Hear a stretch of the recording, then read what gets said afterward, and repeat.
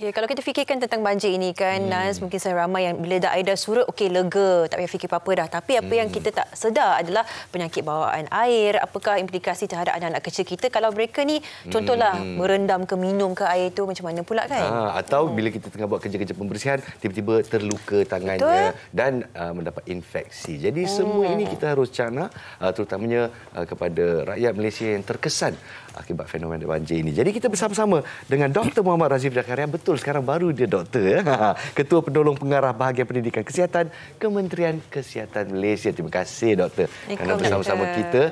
Dan bagus juga mujur doktor ada di sini sebab saya baru bercerita dengan Sofia. Ada satu video viral yang saya dah tengok. Saya rasa kita pernah berdiskusi di MHI.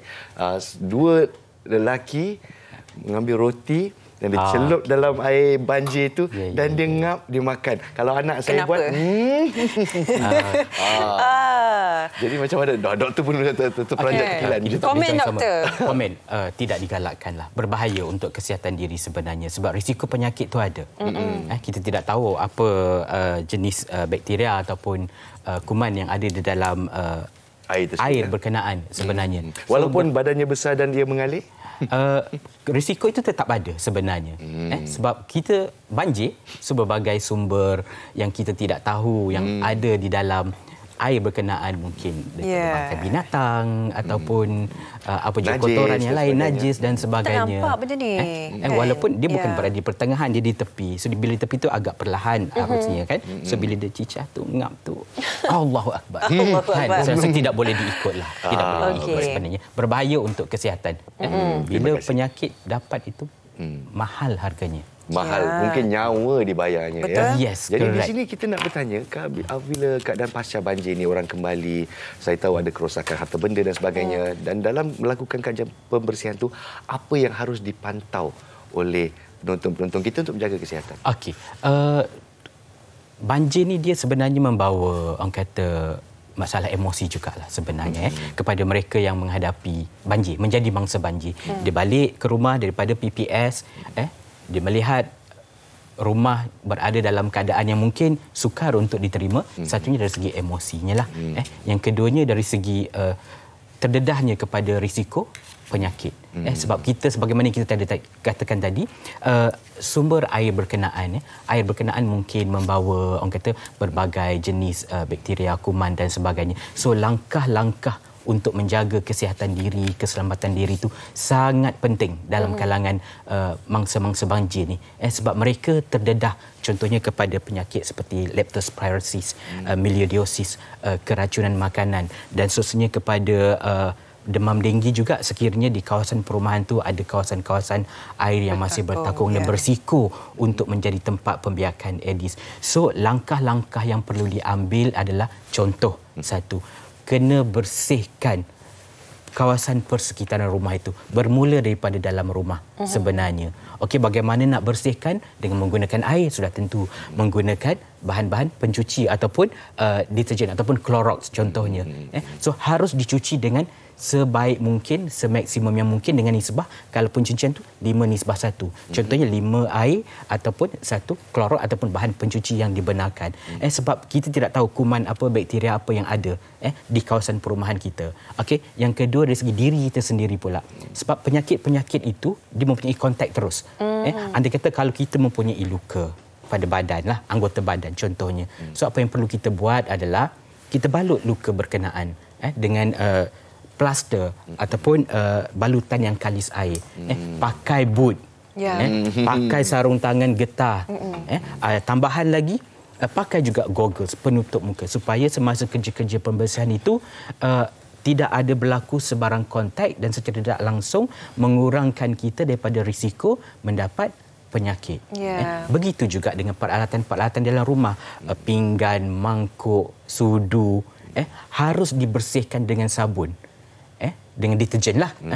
Bagi mengelakkan sebarang jangkitan.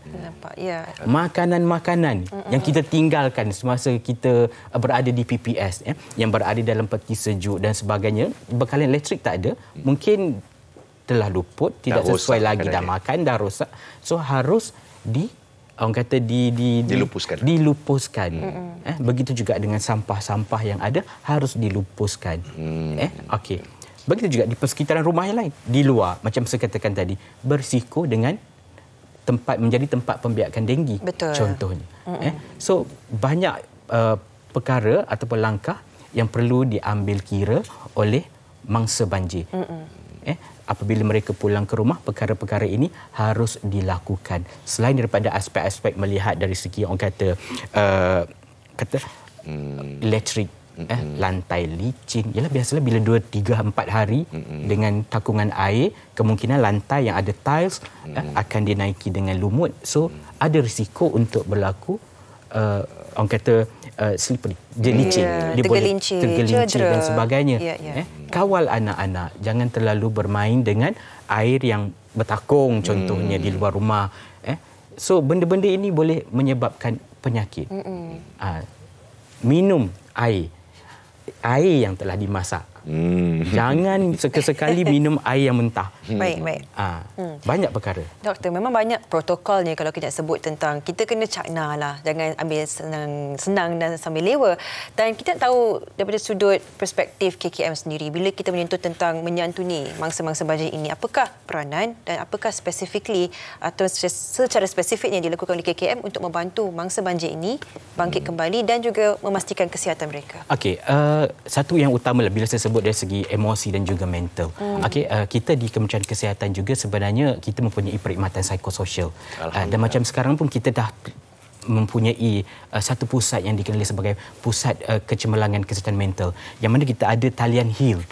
Talian HEAL di mana mungkin dalam kalangan mangsa banjir yang mempunyai perasaan stres, trauma, boleh menghubungi kita di talian 1555. 1555 4 kali 5 1555 talian HEAL. Pusat Kecemerlangan Kesihatan Mental. So ini antara perkhidmatan yang kita berikanlah selain daripada face to face yang kita berikan semasa kita ke PPS, dan juga selain daripada itu kita juga selepas banjir ni, pasca banjir, tim-tim kita akan turun juga ke lokasi-lokasi terpilih untuk membuat analisa dari segi risiko, sama ada kawasan berkenaan berisiko untuk menjadi tempat penyebaran penyakit dan sebagainya. Contohnya seperti denggi lah, akan membuat tempat pemeriksaan yang berisiko untuk membiak denggi contohnya.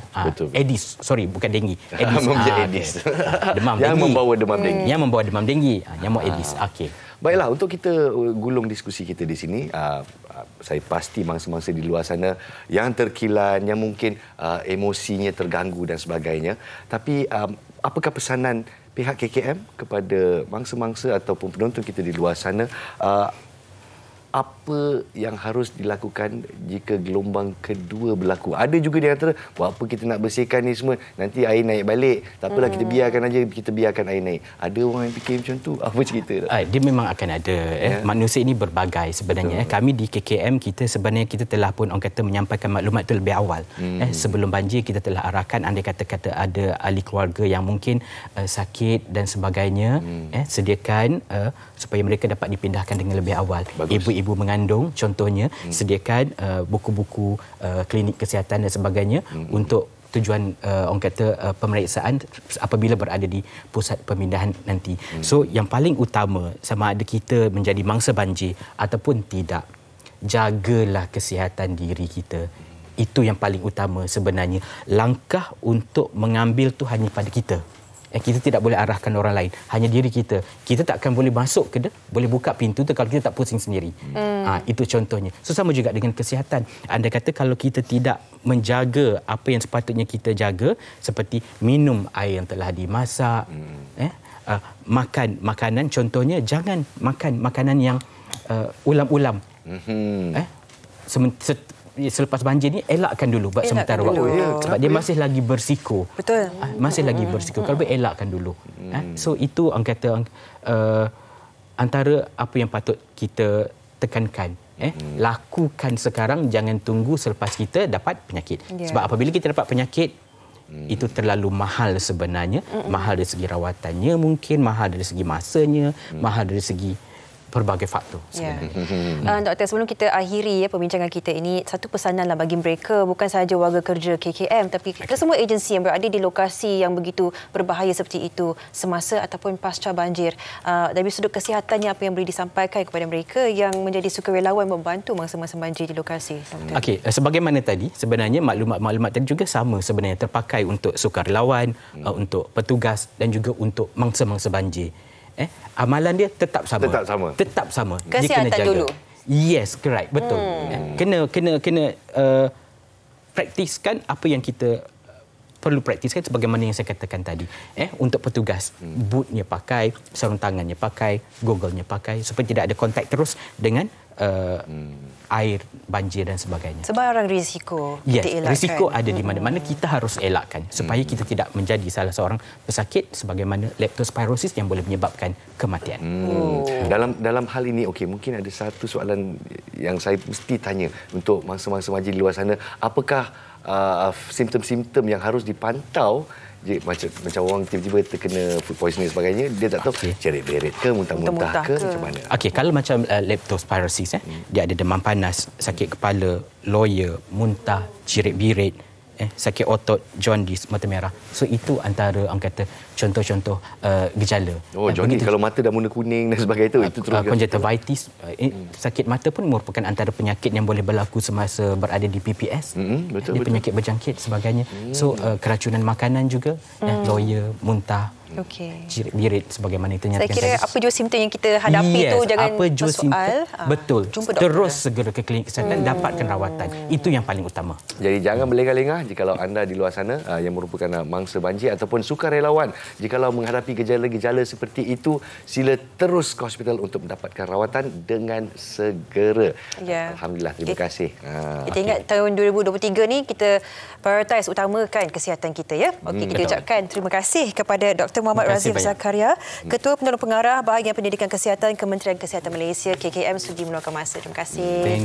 Selamat tahun baru. Sama-sama. Selamat tahun baru, Doktor. Okay. Baiklah, kita berehat seketika.